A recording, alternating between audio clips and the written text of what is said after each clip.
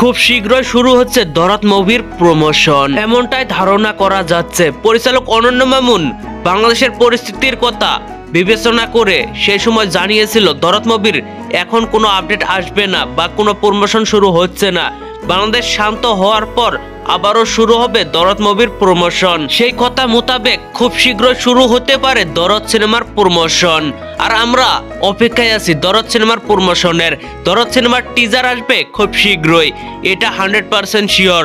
এই মাসেই আসতে পারে দরদ সিনেমার টিজার বা অন্য কোনো প্রমোশনাল কন্টেন্ট। বাংলাদেশে এখনো পুরোপুরি ইন্টারনেট চালু হয়নি। ভিপিএন এর মাধ্যমে চলছে বিভিন্ন প্ল্যাটফর্ম, ইউটিউব, ফেসবুকের মতো। দর্শক মহলে দরদ সিনেমা নিয়ে ব্যাপক আগ্রহ। প্যান ইন্ডিয়ান আকারে 6টি ভাষায় মুক্তি পাবে দরদ। এছাড়াও বিশ্বের 30টি দেশে মুক্তির পরিকল্পনা রয়েছে। এই সিনেমাটি একই দিনে সব দেশেই মুক্তি পাবে। শাকিব খান এবং সোনাল চৌহান অভিনীত দরদ মুক্তি পাচ্ছে 6 সেপ্টেম্বর, এমনটাই জানা গেছে। তবে অফিসিয়াল কোনো আপডেট এখনো মিলেনি। এই সিনেমা শাকিব খানকে দেখা যাবে একজন সাইকোপ্যাথ যুবকের ভূমিকা। দরদ মুভিতে শাকিব খান এবং সোনাল চৌহান ছাড়াও আরো রয়েছেন পায়েল সরকার, বিশ্বজিৎ চক্রবর্তী, রাজেশ শর্মা, রাহুল দেব সহ আরো অনেকেই। তো ভিউয়ার্স, কখন থেকে দরদ সিনেমার প্রমোশন শুরু হবে বলে আপনার মনে হচ্ছে? অবশ্যই নিচে থাকা কমেন্ট বক্সে জানাতে ভুলবেন না।